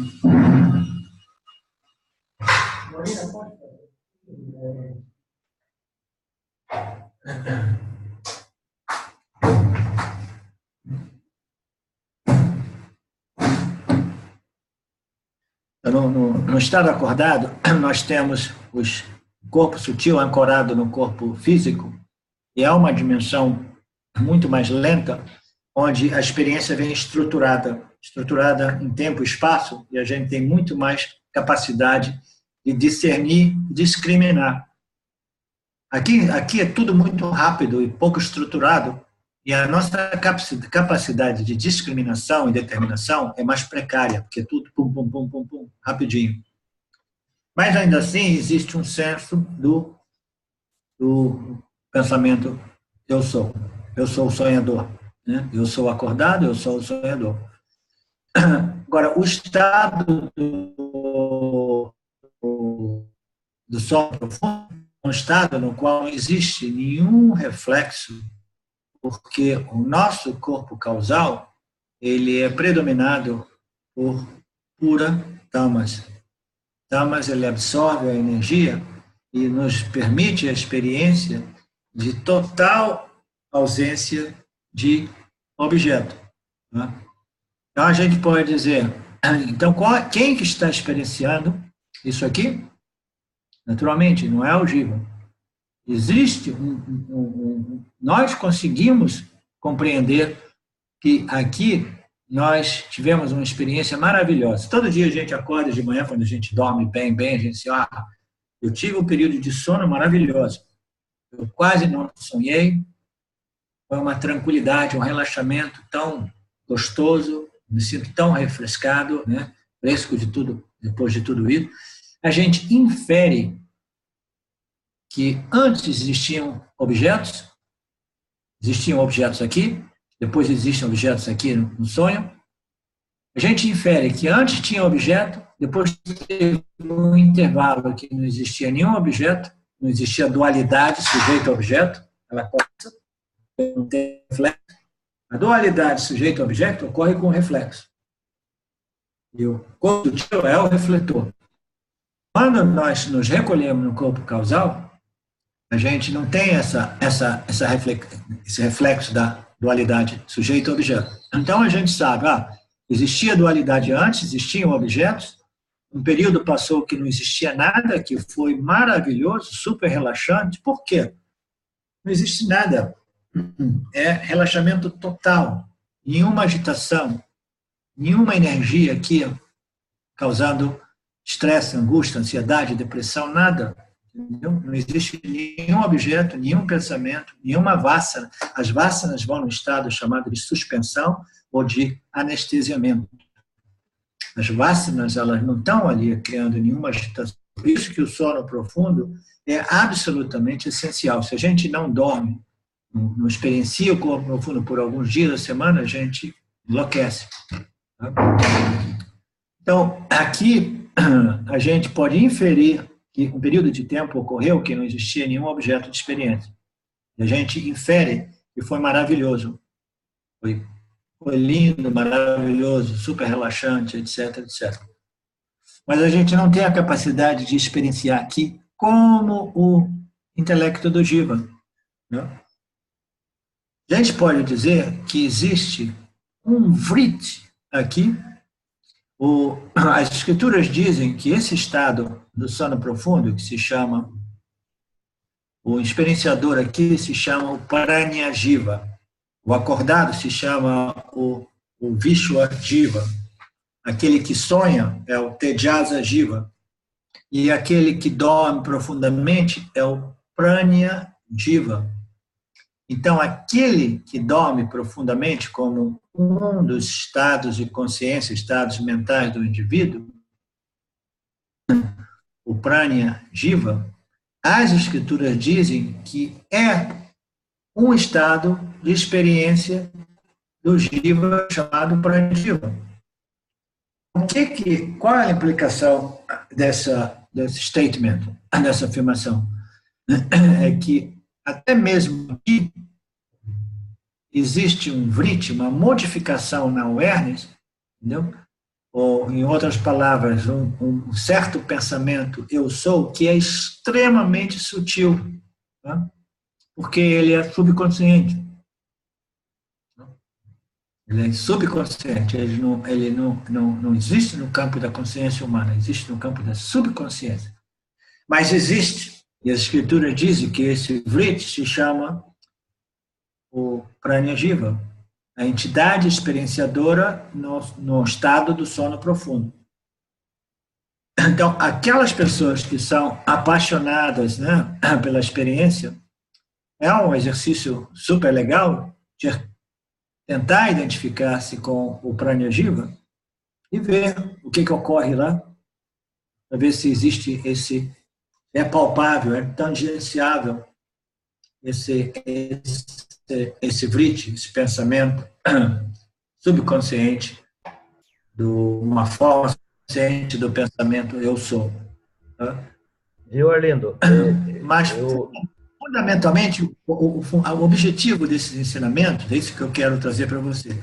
Essa ideia de que eu quero experienciar a verdade, eu quero experienciar a verdade, que eu sou ser, aqui, eu quero experienciar a verdade aqui, e eu quero experienciar o ser como objeto que está lá, né? Que é aquilo que penetra e permeia tudo. É impossível experienciar o ser. Você pode experienciar aqui, você pode tentar experienciar, mas não é a experiência, não é produzir a experiência, muito embora a experiência seja a base desses ensinamentos. O objetivo desses ensinamentos é o de propiciar a discriminação entre o ser e suas experiências. Tá? É a discriminação que permite ao investigador de realizar que eu não era o sonhador, eu não era o acordado, eu não era aquele que dorme profundamente, mas sim aquele princípio existente e consciente que é a base e o background, o fundo de tudo isso. Aquilo que permeia, sustenta, que vivifica, entendeu? Que alimenta, que dá sentiência é tudo isso. Então, isso é o que nós somos. Todas as análises do Vedanta, elas têm somente um objetivo, é aquele de isolar, separar, discriminar o ser e separar ele das nossas experiências com as quais nós estamos identificados. Nós, com base nesse ensinamento do Vedanta, nós nos identificamos como o acordado, né? O fazedor de ações no mundo físico, identificamos como o sonhador, e alguns de nós se identificam como o corpo causal. O corpo causal se chama Ananda Maya Kosha. Kosha é uma coisa que cobre, é como um véu da ignorância. Kosha, literalmente, nas espadas, existe uma coisa que cobre a espada, aquilo ali é o shield ou a kosha. Então, é uma coisa que cobre. Tá? Então, o objetivo do Vedanta é desvendar, revelar, né, aquilo que nós somos, mas que aparece como encoberto por causa da identificação que nós tomamos a diversos níveis da experiência humana. Nós nos identificamos com o corpo físico, com a mente, com o intelecto, com o ego, com o ego, com as nossas memórias. Nós nos identificamos. Sabe o que ocorre aqui em cima, Ronaldo? O corpo causal Ananda Maya Kosha é onde nós experienciamos também o senso de ilimitação e bliss, felicidade estático. Toda vez que a gente tem uma experiência estática, a gente está experienciando aqui como awareness. Tá? Veja bem, nós somos fundamentalmente awareness. Toda vez que a gente quer alguma coisa muito, muito, muito, muito, e a gente trabalha duro para obter, a gente obtém essa coisa, existe um momento onde toda aquela agitação derivada de rajas e tamas, que são manifestas aqui, que fazem a gente correr atrás de objetos experientes, toda essa agitação, ela subside, ela desaparece, porque nós obtivemos o objeto de nosso desejo. Quando aquilo ocorre, a própria definição do jiva, ela se desintegra, porque o jiva nada mais é do que rajas e tamas, os seus desejos e aversões. Quando a gente obtém o objeto de nosso desejo, entendeu? A nossa mente resolve ela mesma como consciência pura, ou aqui em cima como sattva, pura sattva. Tá? Quando a gente é no estado de pura sattva, a gente tem essa experiência de ilimitação, joia, alegria, prazer, bliss, êxtase, e so on, so on. Toda vez que a gente obtém um objeto, a gente experiencia a dissolução do jiva, e essa experiência é chamada de Ananda Maya Kosha, de bliss causada quando o jiva colapsa. Entendeu? O jiva, correndo atrás de objetos, aquilo colapsa e ele experiencia a natureza fundamental, essencial, não dependente de nada, que é o ser. Então, nesse campo aqui, no campo macrocósmico, microcósmico do jiva, da experiência do jiva, ocorrem todas as experiências místicas, experiências, as epifanias, ocorrem todas aqui. Eu sei de experiência própria, porque eu estava habituado eu fiquei preso, né? A escritura chama stuck in sattva, é preso, atolado em sattva. Quando você desenvolve uma mente sattvic, ela começa a produzir uma bliss, um êxtase, que é derivado da ausência dessa dualidade sujeito e objeto, mas que ainda assim não é o ser, mas é um objeto, que a gente pode chamar de uma epifania, ou de um êxtase, ou de um bliss, ou de uma experiência não dualística, ou uma expansão de consciência, um amor incondicional. Então, esse corpo microcósmico do Jiva é onde o Jiva experiencia o êxtase do ser a nível experiencial. Você não experiencia o ser, você tem uma experiência de Sattva, que é a experiência mais próxima da experiência do ser. Mas o ser não pode ser experienciado. Isso aqui é um objeto de experiência, a ausência, ou um bliss, ou um amor, aquilo que seja. Tá? Então, o Jiva, ele é constituído por seus desejos e medos, todas essas energias, né? A mesma energia, um desejo, medo é uma energia positiva e negativa, de correr atrás ou tentar evitar alguns objetos. Quando ela se resolve, o Jiva experiencia a sua natureza como Sattva, que é a experiência mais próxima da experiência do ser. Então, a gente não tem a possibilidade de experienciar o ser, mas somente através do conhecimento, e o conhecimento aqui não é o conhecimento da metodologia do Vedanta. O conhecimento da metodologia do Vedanta é para usar e jogar fora. Ela só tem o objetivo de preparar a mente para que a mente, o intelecto, possa obter esse conhecimento e retê-lo. Tá? Então, esse conhecimento, eu sou o ser, é um produto de uma mente purificada, contemplativa, na medida que ela vai neutralizando a ignorância, chega um momento que o indivíduo vê claramente: eu sou o ser.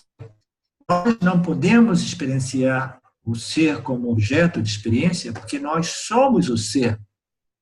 A única coisa que impede que nós possamos apreciar e curtir o fato de ser o ser são todas essas noções ignorantes que fazem com que nós nos sentimos identificados com aquilo que é temporal, aquilo que tem início, meio e fim. E essa aflição que é causada, o trauma da experiência humana, saber eu sou um objeto mortal, e não existe segurança aqui, eu sou vulnerável, qualquer coisa pode me pegar, me levar para o hospital, e acabou a minha existência, como se a minha existência pudesse cessar de existir. Quando você sabe quem você é, você sabe que você sempre é existência, você sempre é consciência, e você é infinitamente ilimitado. Então, esse conhecimento do ser é um conhecimento que só pode ser obtido como conhecimento do ser, como eu mesmo, porque o ser é o conhecedor de todos os objetos, mas o ser não é um objeto no campo, entre outros objetos, de conhecimento. Ele é a essência fundamental e independente do conhecedor. Como ocorre isso, Ronaldo, é uma coisa muito, muito, muito interessante. A mente precisa ser muito, muito sutilizada, preparada, satívica, de tal modo, porque, veja bem, nós determinamos já antes, a mente, o intelecto, é um refletor. Ela reflete o ser e, porque ela tem as tendências rajásicas extrovertidas, ela ilumina, e, através dos órgãos sensoriais, que são todos eles voltados para fora, ela contata o mundo dos objetos. Quando a mente ela passa por um processo de purificação profundo, ela fica tão sutilizada, tão satívica, que chega um momento em que esse reflexo do ser, que ocorre sempre, 24 horas por semana, todo o tempo, é o ser refletindo em nossa mente. Em um momento que ela reflete, e o Jiva, que é o reflexo, ele não corre com o reflexo, mas ele permanece ali e ele vê claramente o reflexo do ser em seu próprio corpo sutil, e ali ele vê, eu sou o reflexo, e fundamentalmente eu sou a mesma luz que a consciência original. Você vê? Nós colocamos aqui consciência original, porque essa consciência aqui é refletida Então, essa mente extremamente contemplativa, satívica e reflexiva é o que impede que o jiva, ainda assim, numa mente satívica, projete o ser num objeto de experiência extremamente sutil e prazeroso, que a gente pode chamar uma experiência mística. É aquela coisa do net, não isso, não isso. Se é um objeto, não. Eu quero simplesmente me deparar comigo mesmo, olho no olho, e eu não estou interessado em nada que seja alguma coisa outra que eu mesmo. Tá? Então, isso requer uma mente muito contemplativa, de tal modo que essa projeção, essa identificação com objetos não ocorra mais, venha cessar. Tá?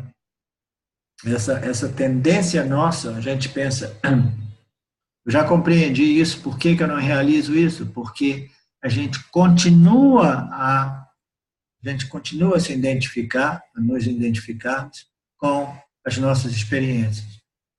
A gente quer saber quem a gente é, mas a tendência nossa de objetivar, né, e conhecer através da objetivação de experiências de objetos, a gente continua a superimpor o ser num objeto de experiência. Existe um momento que essa dualidade sujeito-objeto colapsa, e aí o indivíduo se toca, a ficha cai assim, oh, meu Deus, eu sempre fui o ser, eu sou o ser, só existe o ser, tudo é o ser, e minha mente extrovertida fazia com que eu procurasse o ser fora de mim mesmo, num objeto de experiência.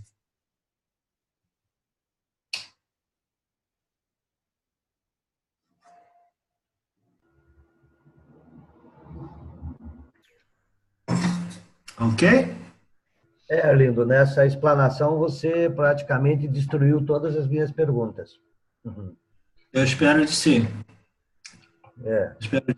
Eu espero que sirva de muito material para você contemplar. Você parece ter uma mente muito boa, uma maturidade boa, entendeu? E o Vedanta bateu na sua porta porque não é à toa. O Vedanta só bate na porta quando a gente tem mérito suficiente. Eu espero que você... Não foi por acaso, não.